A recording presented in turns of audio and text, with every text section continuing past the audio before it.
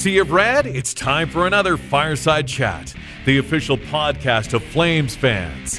It's go time. Well, the long road trip is over. The Flames are back at home, and it feels like we're in a holding pattern for Rasmus Andersson trade coming. As always, I'm Dan alongside Matt. Matt, overall thoughts of this week? The Flames played well, I felt, in all three of the games. Didn't get a win in Columbus, but probably deserved at least a point. And they had excellent efforts against both the Blackhawks and Islanders, which is all you can hope for, really. Well, let's jump in and chat about those. The Flames were on the road in Columbus. We saw some images before this of Meredith Goudreau and the family visiting the Flames while they were there. As we talked about last week, I think now there's always going to be some ties between the Flames and the Blue Jackets.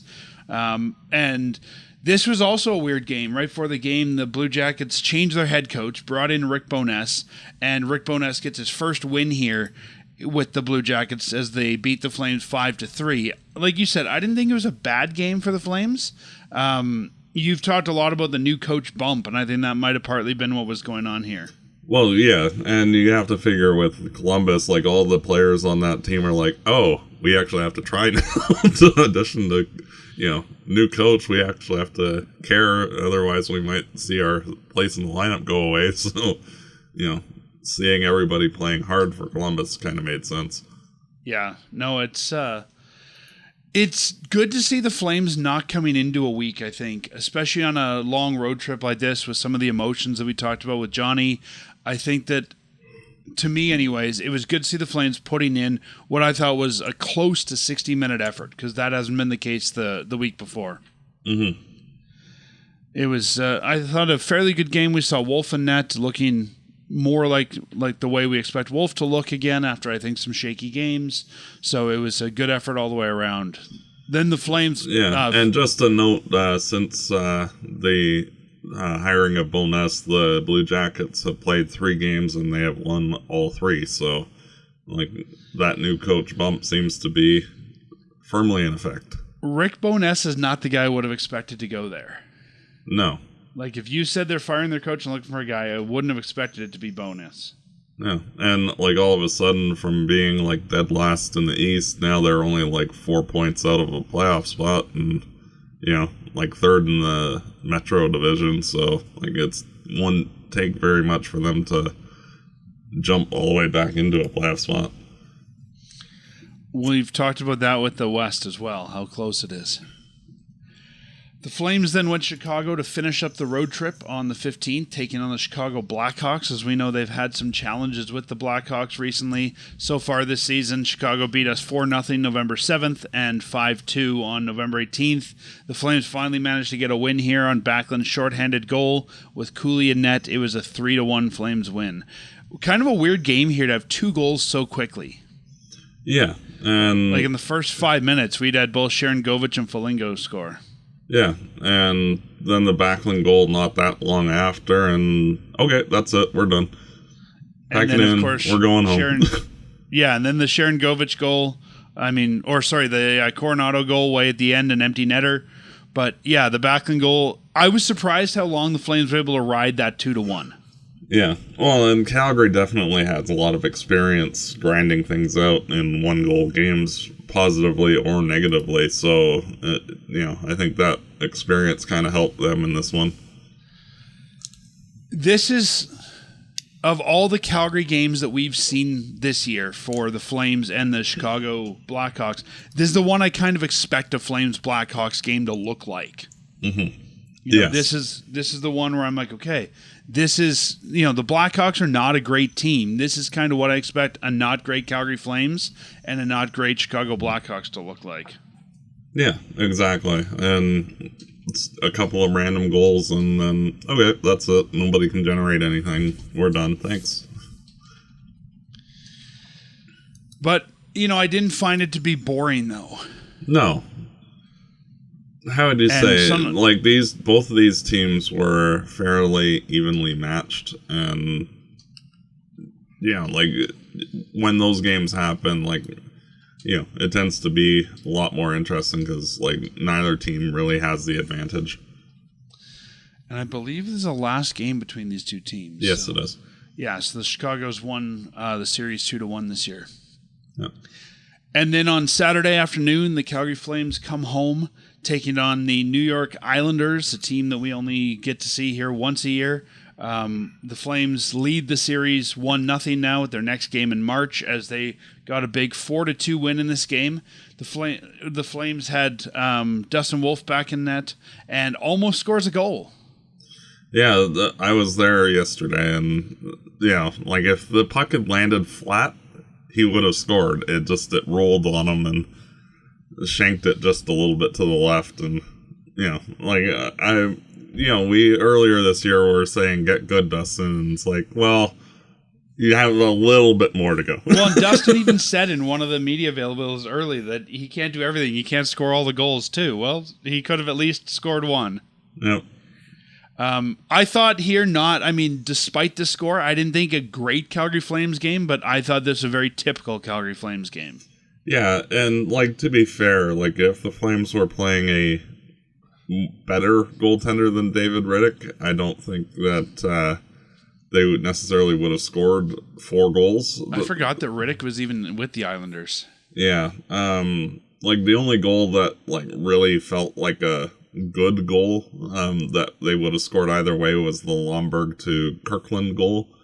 That, I think he would have scored on pretty much any goaltender, but all the other ones kind of looked a little bit suspect compared to especially the Kuznetsov one, a point shot with no screen or anything. The goalie stops that 999 out of 1,000 times, and it's dude, where's your glove?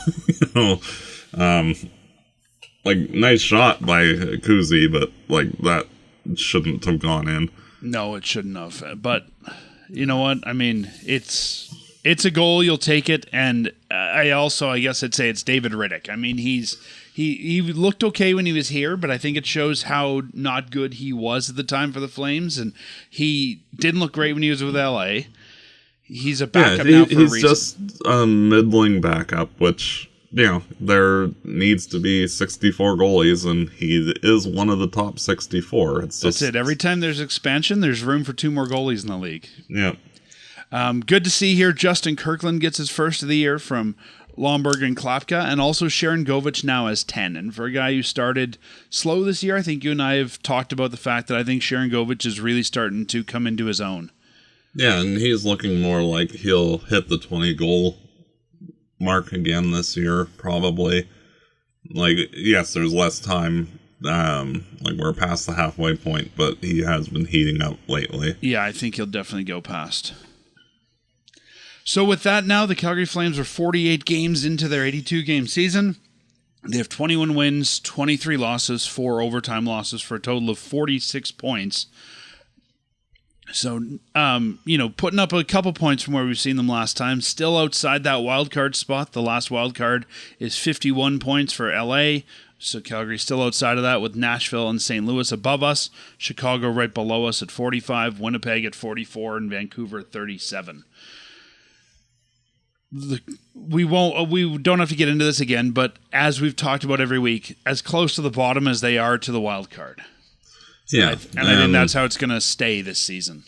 Yeah, and how would you say there's not really any separation from any teams outside of the top 3 in the Central Division and the top 2 in the Pacific. Everybody else is in that mushy middle, and even in the East, it's basically you have the Lightning, Red Wings, Canadians, and Hurricanes that are above everybody else, and then literally the entire rest of the conference is within that same bubble. So, yeah, it's just weird. This season, normally 6 or 7 of the teams kind of separate themselves out, not 5, and usually at this point, you pretty much, even last year, you could kind of pencil Boston playing Toronto or Tampa playing Toronto or whatever, it, and much like Dallas is going to play Minnesota this year, but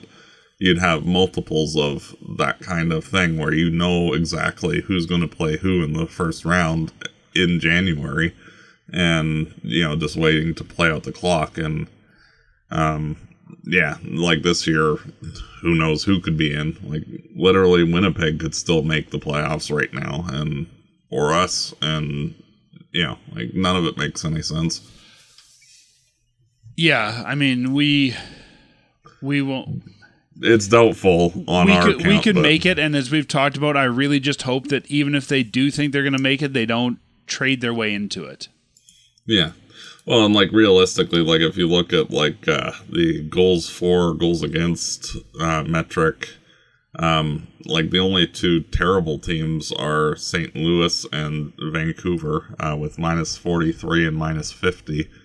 And then everybody else is basically like -20 or better. So, yeah. We'll have to tap our friend Kevin at Shifts and Pucks and maybe talk about this. But I mean, I think Vancouver is coming out of a rebuild, ready to make some noise. And here they are at the bottom again. And what maybe went wrong there? Yeah, like the whole team just kind of fell apart. But that's another question for another day.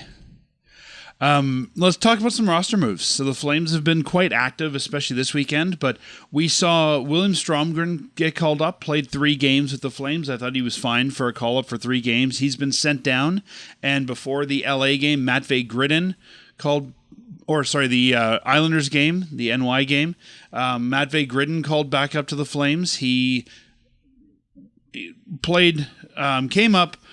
I think that's the call-up everyone was waiting for, was the Gridin call-up. He's with the team right now. Pospisil has been reactivated from the IR and sent down to the Wranglers on a conditioning stint. He's wearing number 24 for them. And as you and I have talked about, Parekh also with the Wranglers now. He's on a conditioning stint that ends the 30th of January, wearing number 39 for them. Just a note on that one, kind of interesting. Nick Sissek is down there, and he's been kind of the, I guess, mentor to the young defensemen this year. He's played with Brstavich, Morin, Poirier, and now he's going to be the partner for Parekh. So obviously an older guy who got put in the AHL, but he has a role on that team, which has always got to be good for someone down there, especially if you're the guy who's looking for that call up to go, okay, I have an important role here. Sorry, go ahead, Matt. Yeah, and well, it's good to see certain guys getting back into game action, even if it's not, in the NHL right now, with both Pospisil and Parekh getting ice time.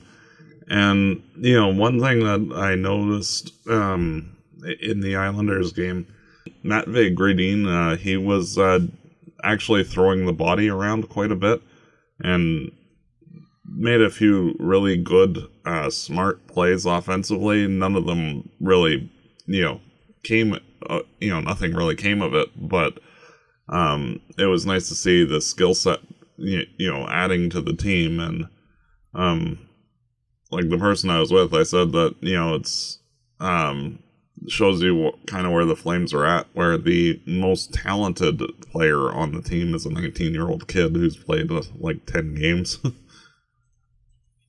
Yeah, and I mean, he was put high in the lineup too. He played in that game mostly with Zari and Kadri on what was the first line for that game, playing on the right wing. So, not like they're just bringing him in to be a fourth line guy. I think they're, as I've said so many times, bring a guy up to play where you think he's going to play. And it was good to see that Gridin could hold his own there. Yeah, and it'll be interesting to see, like, I'm kind of assuming that he'll stick for the rest of the season. Assuming that like guys like Kadri and Coleman potentially get dealt, like there's going to be room in the top 9 for him to actually stick. And I think as soon as one of those guys gets traded, he probably comes up full time. I think you will probably see him back with the Wranglers. Like once Coleman's, if nothing else, sending him down for February during the Olympic break. Yeah, definitely. But yeah, I think once there's a trade made, he's probably the first guy up if it's a top 9 position. And, just credit there. We've talked about Matvei a number of times here. This was the second of the 2 picks last year. I mean, we had the sexy pick with Parekh at the beginning, and then this was the late pick that the Flames got from Vancouver, and still able to find a very solid hockey player late in that draft. So for everyone that's saying, the Flames have to get a number 1, number 2, in this year's draft. I mean, yes, it's nice, and that's where you get your top players from, but just... Well, you kind of need a little bit of both. And, much like in the last iteration of the Flames being good, you had guys like Monahan, Kachuk, and Bennett that were top-end picks, but you also kind of stumbled your way into a star player with Gaudreau, and you're not really expecting to get a star player at pick number 28. You kind of just stumble your way into that, and good on the Flames for finding him, and he's looking like he's going to be a future star on this team. Yeah, I'm not saying he'll be, that number one guy that, the Flames can look at as their star for 20 years, but he's definitely going to be a good top 9 piece. Yeah, he like the players that he kind of reminds me of are guys like Wyatt Johnson in Dallas as an example, just that high end skill set. And we'll see how that translates, especially once he gets players around him that can also accept passes and shoot. Yeah, I think that's a good comparison. Another guy I want to talk about here is Pospisil. I mean, we saw that he was named to his Olympic team roster, so the Flames kind of had to get him going to get him ready for that. Not surprised he's in the American League. There's really no room for him right now on the NHL roster, especially if you're looking at him as a bottom 6 guy. We'll see how he does in the American League, but I'm really curious to see again where that player plays when he comes back, and that's the only blocker I can see for a guy like Matvei Gridin to make the team when another trade happens. Is we got to get Pospisil a spot. Well, and realistically, I would kind of expect Kirkland to get reassigned to the A or be the 13th forward, and Pospisil just taking his spot on that line. I also wonder if you just waive Pospisil. I don't think anyone's going to claim him. Yeah, me too. And if they do claim him, great. I mean, we've shown we've gone how many games? 48 games now or whatever without him. Yeah, and you look at Adam Klapka, he's basically taken his spot and run with it. Yeah. And there's not the same injury concern or, concussion protocol worries or, anything like that. Klapka can just mix it up where, Pospisil can't really, engage in fights, like he did in the preseason, and he missed half the year. And that's what his value to the Calgary Flames was, I think. Mm-hmm. So, yeah, I would not be surprised if we just see Pospisil after the Olympics. I think he goes the 30th on his conditioning stint, and then just waive him and send him down full-time, at least for the rest of the season, and figure out what to do with him after that. Yeah. And if they are bringing up some young bodies, you're going to need, NHL-ready players or AHL-ready players to play in Wranglers jerseys, so it would give them another capable body. Yeah.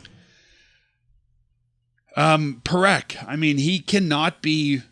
They can't have him go down again. This is one conditioning stint. I checked the rules. You can't sit him out for 5 more and send him down for another one like you can with NHL qualified players. Do you still think that after January 30th we see him go to the OHL? Honestly, I think what might happen is that he plays the 2 games against Toronto and Edmonton. Maybe the San Jose game at the end of the month, and then goes back to the OHL. So having him sit for a month while the Olympics are going on is not good for his development. No.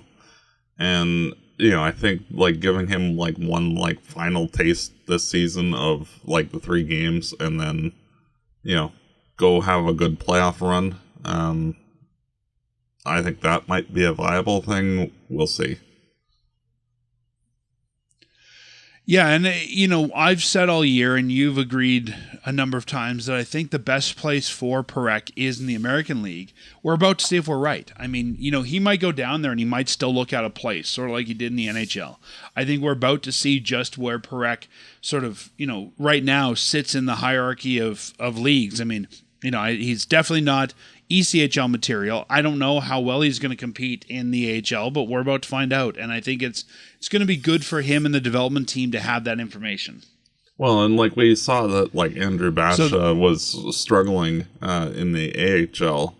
He just wasn't quite ready for that. Gets reassigned to the juniors and is basically, been a bull in a china shop. Steps right back in. Yeah, and amazing down there. So And like that's part of the reason why like I've been advocating for Perek to go back to the OHL, just to get that confidence level back up, so that way he can, finish the season strong, and then hit the weight room to during the off season to get his strength up, so that way he can be more physically ready for the NHL. Yeah, for sure. I think that's... And honestly, like next year, I wouldn't even be surprised if he spends a good portion of the year in the A as well.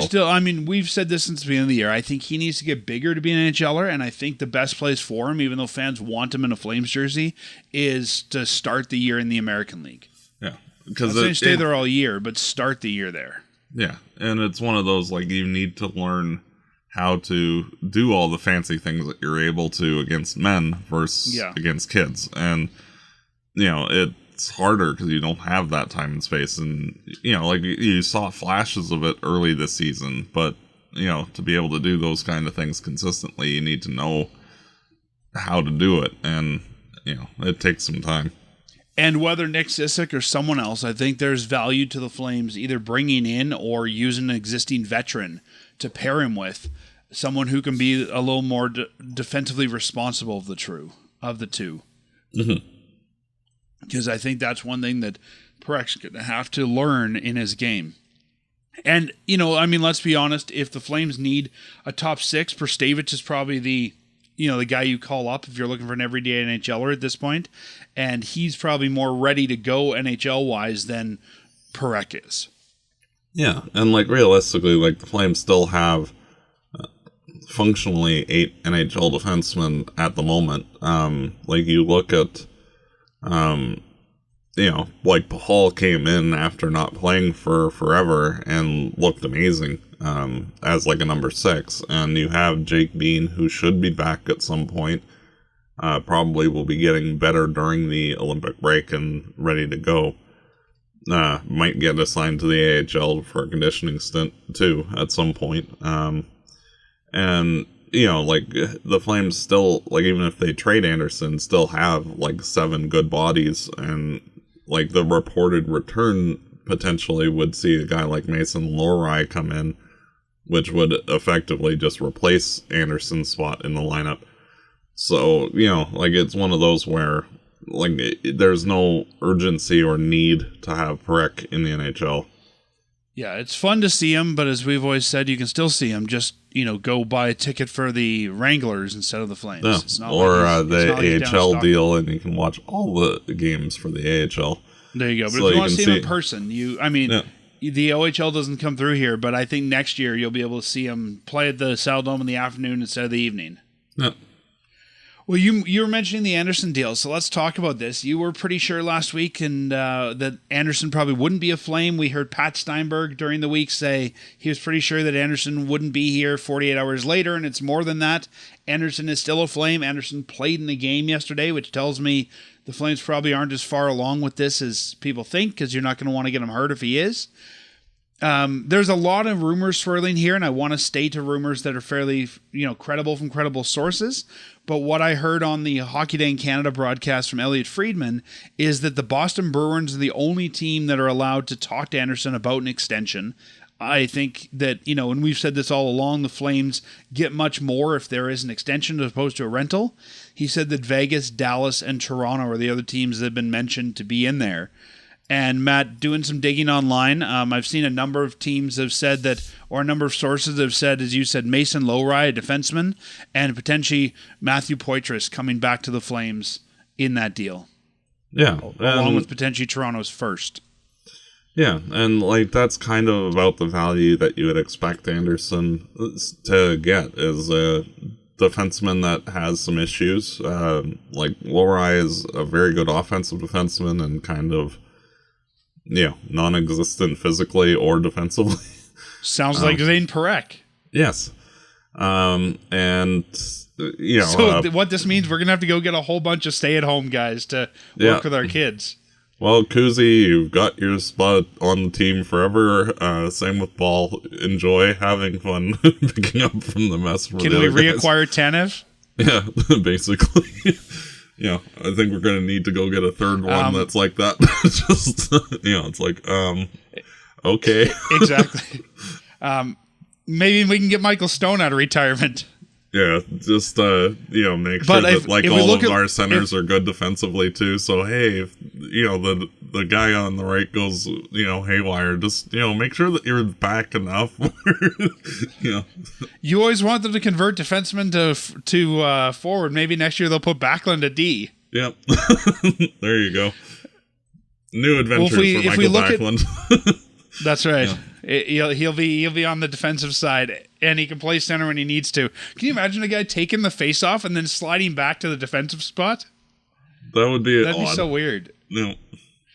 If we look at Mason Lohri, one of the names that's been talked about here, Mason Lohri was Boston's round 2 pick, 58th overall in 2020. He's 25 years old. He's been in the league for 3 years now. Last year he played 77 games and had 33 points. This year 44 games, and he has 21 points. He's been playing in Boston on their third pair with Hampus Lindholm right now. You're going to get a young player, and I think even a guy like Ball, when he came in, people said he had issues, right? Frost and Farabee have issues. Like, you're not going to get a perfect player. And like Ball, for example, like everybody in New Jersey is like, oh, his physical game was non-existent. Then he came here and he learned how to do that and has become an effective shutdown defenseman because of it. Yeah. And like that's one of the benefits of having a very good defensive-minded coach in Ryan Huska is that, like he has taught a lot of guys on D how to be the best that you can be. And, having a guy that has a lot of holes in his game like Lohri and like Parekh, having that kind of coach on your team to, iron out some of those wrinkles in their makeup, that helps just to shake things up. And, also like getting Poitras would also be another young center, which the organization needs as well. Yeah, Matthew Poitras. I don't know if he'd be included, but let's just talk about it here because I'm seeing some credible sources talking about it. Poitras was round 2, number 54 in the 2022 entry draft for the Boston Bruins. He's 21. He's a Canadian kid from Whitby, Ontario, a right shot centerman. He's played 2 seasons, 23-24 and 24-25, partially in the NHL. He has about 30 games played each season and had 15 points in one, 11 in the other. Right now he's in the American League, it looks like, or has played a large portion of the season in the American League, and he has last year he got 41 points in 40 games, and this year he has 21 points in 35 games in Providence. So a young, probably a top 3 center on the team. I mean, he probably jumps over a guy like Beecher on the team, and if that happens, I think that makes it even harder for a guy like Pospisil to come in if they're going to try and play him at center. But the kind of centerman I think watching some of Poitras's play that the Flames could use. Yeah, and like to me, not going to be your top center, not going to be the guy that they need over McKenna, but a good complementary piece. Yeah, and like to me, like looking at him, like he kind of profiles out to be like the same kind of guy as Morgan Frost, who can chip in a little offensively, play decent defensively. Not going to be your top 6 forward, but your center, but could be like a good 3rd, 4th line center moving forward. Yeah. And I mean, if Kadri gets moved, then you've really got Backlund, Frost, let's say Poitras, and Kirkland down the middle. And for a rebuilding team, that's probably okay. Mm-hmm. But it is, I mean, there is a bit of a logjam now. I think the easiest thing is just bring Poitras in on the 4th line until someone else moves out. Yep, I agree. And then it's also being rumored as part of this deal, the Flames would get Toronto's first, which Boston is in possession of. Interesting because you don't know. I mean, we've talked about it. You have no idea where Toronto's going to finish this year. Could be a good pick. Well, could be a marginal pick. I think like what it'll likely end up being is that conditional, like the Flames get the better of the two. Maybe. Yeah, because they still have their own 1st round pick as well. So that's what I would kind of expect that to look like, is that you're guaranteed whichever is better. Yeah, you're right. I'm just checking, and you're right. Because one of those 2 teams could fluke their way up to the conference finals, because everything being so even. So, I think like the Flames would want that benefit of, preventing, just on the off chance that like either Toronto or Boston just decides to go to the Cup Finals this year, which could happen because everything's so even this year. So. Yeah, and there's only 2 points between the two teams right now. Boston sits in the first wild card in the East at 58, and Toronto just outside at 56. So yeah, if I just checked, Boston does have their first, that would make a lot of sense. Mm-hmm. Take whichever pick ends up being lower. Yeah, or like they would be like in the neighborhood of 20, give or take. Yeah. Or I could see there being some sort of a condition of it's Toronto's unless you go this far, then it becomes Boston's or we add one or something like that. Yeah. Because really, if Boston wants to keep a pick to do something else, with those picks being so close, it really doesn't matter which one you trade. True. But yeah, I think if you're the Flames, you at least want to feel like you're getting the better of the two. So if that deal doesn't happen, Elliot Friedman saying Vegas, Dallas, Toronto, the other three teams that are in the mix there. We talked about Detroit last week, who doesn't seem like they're in the mix. Doesn't really surprise me. I can't see Andersson wanting to sign long-term there. Which of the other three teams kind of excites you for what the Flames could get back? Well, Toronto has a problem of they have no talent. Toronto has more than a problem. Vegas, even more so, has nothing to offer. So, like both of those in my mind are like non-starters. Like you would honestly just trade him for whatever the rental value from whatever other teams, because even that offer would be better than whatever Vegas or Toronto actually has. Yeah, I mean, Vegas is an older team, right? So they don't have a lot of young assets. If you want an NHL asset, they can offer you that. I mean, Hanifin, Whitecloud, Lazon, those kind of things, but they don't have a lot of young players. Yeah, and like that just kind of like shuffling deck chairs and kind of defeats the whole purpose of making, trading Andersson for, like at that point, you're better off just signing Andersson, frankly. Like it makes no sense. No. And I would say same thing with Toronto. I mean, if we look at them, they've got some marginal young pieces. They don't have any draft picks. And they're not gonna trade like Matthew Nyes, which is basically the only prospect that they have that would be of a value enticing enough where Calgary would be like, sure, I'll add that. Yeah, and even on the backside, I mean, if they want to give you a mid-range, defenseman, you're probably looking at like Jake McCabe, who's 32, which really doesn't do anything for you. No. So, like, realistically, like, it's between Dallas and Boston for, like, actual returns, and Dallas has a number of good young pieces, just like Boston has a good number of young pieces, so, like, Bichelle would be a decent option for Dallas. It's just, we'll see. Like, it's kind of hard to determine exactly what, and like Bichelle, for example, is more or less like a Kevin Ball type of guy, another 6'7" giant. So, like it's one of those where like if you go that route, that's perfectly fine. It's just depends on what you're getting. And I think if the Flames don't move him to Boston, if it's Vegas, Toronto, and maybe even Dallas, it's just a rental. Like, I don't think Boston wants the rental, but the other three teams, like you said, I can't see them putting together a deal that's not a rental. Yeah, Dallas, I think, has enough horses in the stable to make a full acquisition and signing type thing. And, like, honestly, if it's just the rental price, like, you could probably trade Andersson to, like, 15 different teams that would all be interested at the rental price. So, yeah, I think like at that a point, first and a marginal prospect. Yeah, who's got the lowest first? Yeah.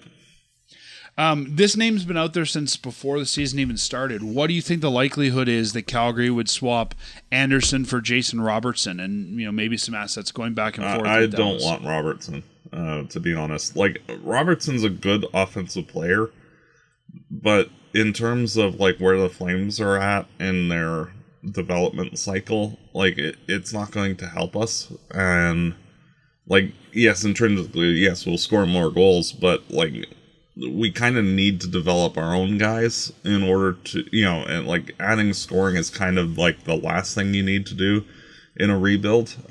Getting like your defense, your goaltending, like all of your forward positions is kind of like an important thing, and then you can like plug in your Monahans, your Kachucks, in at the end, and like you kind of need to have like all of the foundation set though, which the Flames are currently doing. So getting Robertson would be, making the team better-ish, but not really helping the team achieve the goals that they need to. Yeah, I agree. And Robertson's also a winger, and the Flames have a lot of wingers already. He's 26, so even if let's say this is a 3-year rebuild, just for the sake of argument, he's 29 by the time he's coming out of it. You've had the best years of Jason Robertson by then. Yeah, and then it's like, okay, well, that was pointless. And if the Flames wanted a roster player from Dallas that's a forward, I think I'd be targeting Maverick Bourque. Yeah, Maverick Bourque's kind of, he's okay. He's a center. He's a depth center, which is why I think I'd target him, because I think they just, if they're going to bring in a forward body, it's got to be down the middle. True. And how would you say that would be kind of like the Poitras. Yeah, it's not going to be your number one center, but I think he's a good depth young center that the Flames could bring in. Yeah, and like frankly, like Bourque has like 15 points this year in 48 games.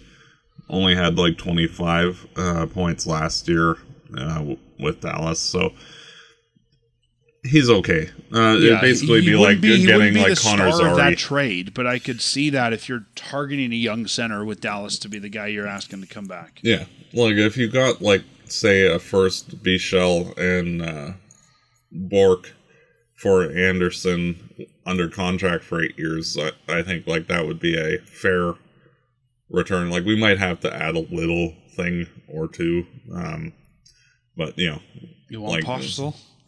Well, like take Grushnikov back or something like that, but yeah, nothing huge though. Are you still confident we see this deal before the Olympics? I honestly would be surprised if this dragged out past like to our next show. The Flames play on the 19th on Monday, and that's their next game, and they have 3 games this week. We'll probably be recording next on probably the 25th or 26th. So you think it gets done this week? Yeah, I would assume so. Like, just the fact that Andersson was in the game against the Islanders told me that this is further away than a lot of people think it is. Yeah, well, and like, how would you say, like having a contract or like a trade agreed to in terms of like, okay, these are the pieces, that's fine. That's kind of the easy thing. It's like, okay, now you have to do like all the fun little contract stipulations of, oh, I get this much in bonuses, and this is my salary for the year. And that's also like, for a guy who's only been in Calgary, that's also got to be a big thing too, to talk to his family and say, where do we actually want to live? Like, if I'm going to sign 8 years in Boston, a city I'm not that familiar with, are we okay with this? Is this what we want? Like, I can see why that process could be held up. Mm-hmm. He's been in Calgary his whole career. He knows the city. He likes this city.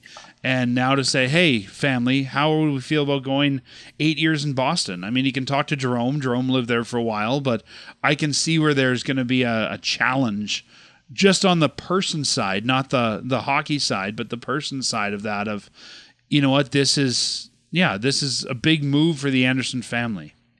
Yeah, and like it's not really a necessarily wanted thing, but a necessary thing.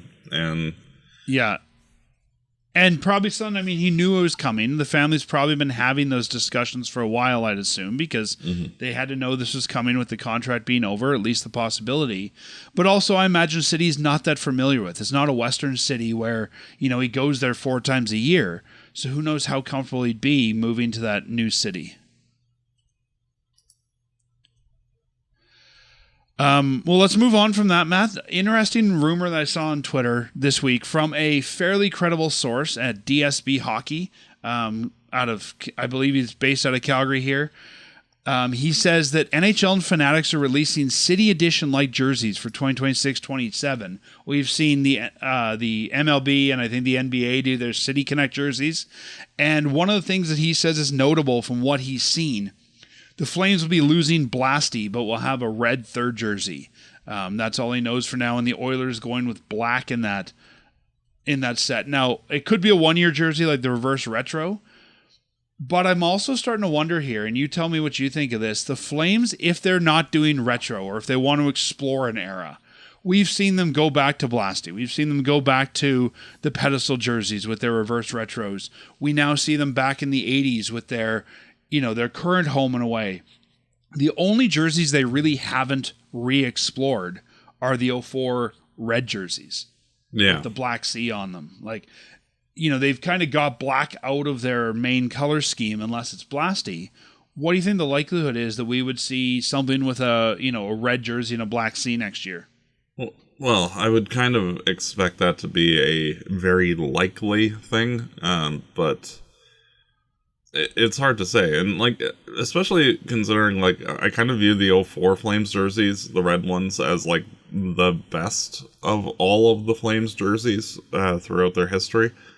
So it's one of those where, it'll be interesting to see if they decide to, emulate that, or if they're just, a random,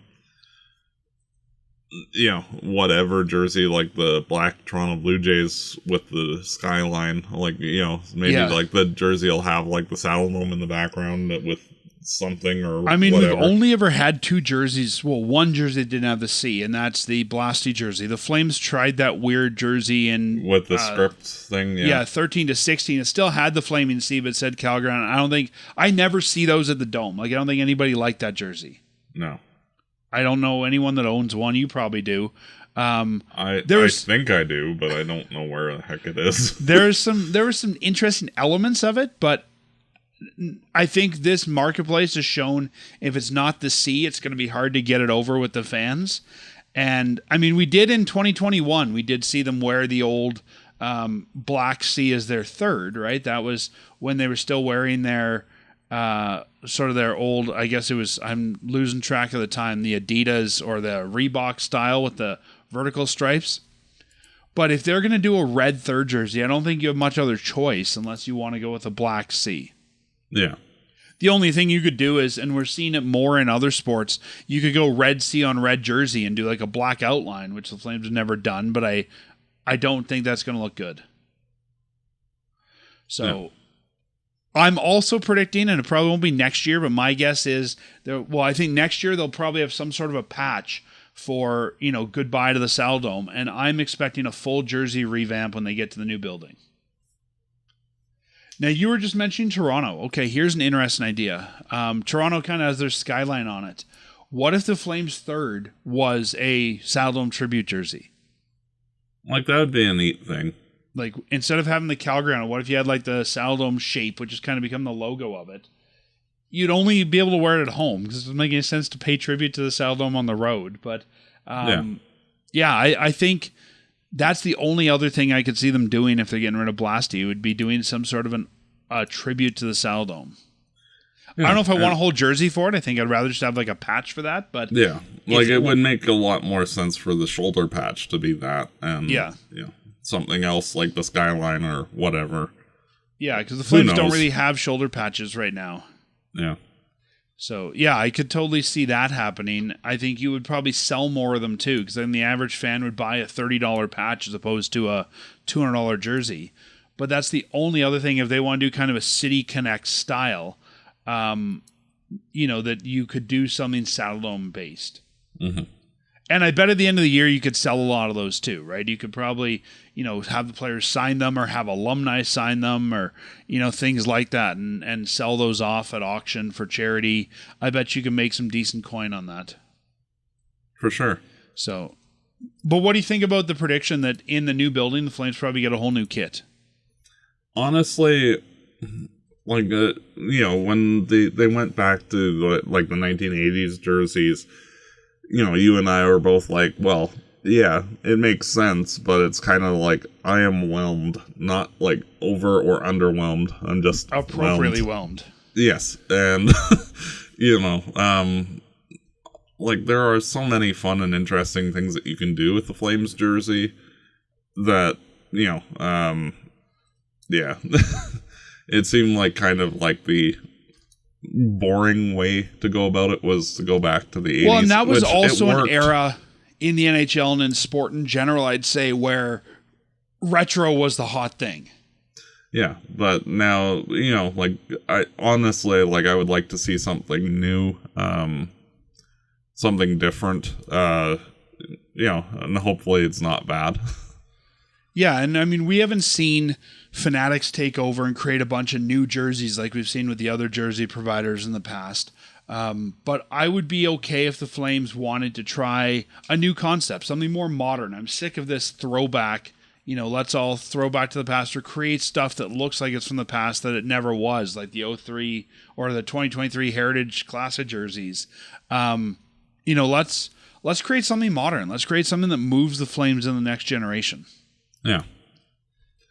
And I think that the new building's the right time for that. Mm-hmm. Well, that kind of wraps up the news for this week, Matt. We've got a week of games coming up here. Let's take a look at how we did in the predictions last week. I thought that we would beat Chicago, New York, and lose to Columbus. You thought we'd lose all three. We finally have another winner for this year. I predicted this week correctly. Yep. I didn't think I was going to. I was surprised I did. All right, so as we look ahead, then, the Calgary Flames have 3 games in the docket this week. They're back at home. They're home pretty much till the end of the month. They have one quick trip to Minnesota, but otherwise they're home for the rest of the month. And this week they're entertaining all Eastern teams. So on Monday we see the New Jersey Devils and Jacob Markstrom coming to town. That's a 7 o'clock start. Nice to have our regular times back for starts. Wednesday, we're seeing Crosby and the Penguins coming to town, a 7:30 start. And then the 23rd, Ovechkin and the Capitals coming to town, a 7 o'clock start. Matt, I've been so confused by a lot of these games with 5:30 and 1 o'clock and all these things. It's nice to kind of get back in the groove of 3 games. Yes.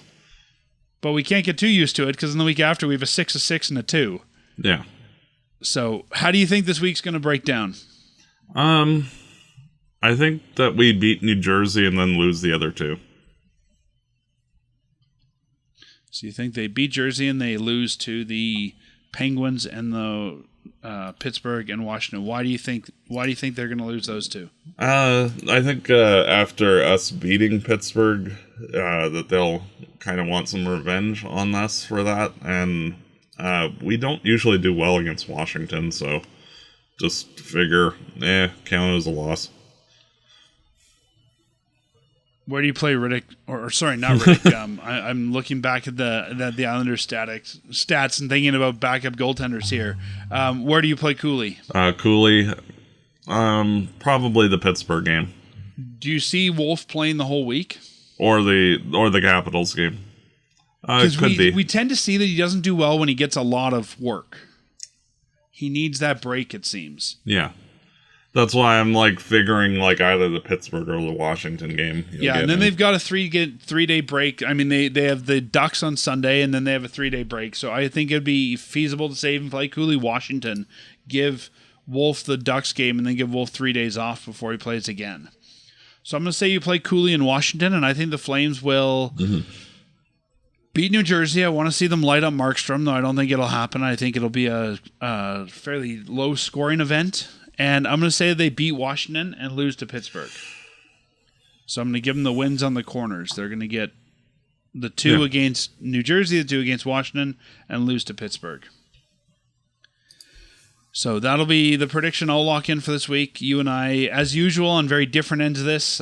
Yet you and I still can't figure out what the heck's going to happen because we are, 15 weeks in the season, and I've only won twice and you've won once at this game. So even when you're pessimistic, they tend to do better than you think. Yeah. So, yeah. Fun times. All right, Matt. Well, I will see you next week. We'll talk about these 3 games as we... Do not... The only lesson that you have with us is that not to listen to us for betting advice. just do the opposite, or just don't listen to us in any way, shape, or form, and you're good. Don't take any advice from us. Don't put money on this. It's not our problem if it goes sideways on you. I'm hoping that nobody's betting on our advice. Though we've had some pretty accurate predictions in the past, just not week by week game wins. I mean, we've predicted, trades. We predicted. I mean, you famously said that you bring in Sutter, and 2 weeks later they did. But don't trust us on who's going to win the games. All right, my friend. We will talk to you next. We'll talk to you next week, and we'll see how this week goes for the Flames hosting their Eastern Conference rivals. And as always, go Flames, go! Fireside Chat is hosted by Dan Stevenson, co-hosted by Matt DeBorg. This episode produced and edited by Peter Marino. Fireside Chat is licensed under Creative Commons license. For full license details, visit firesidechat.ca.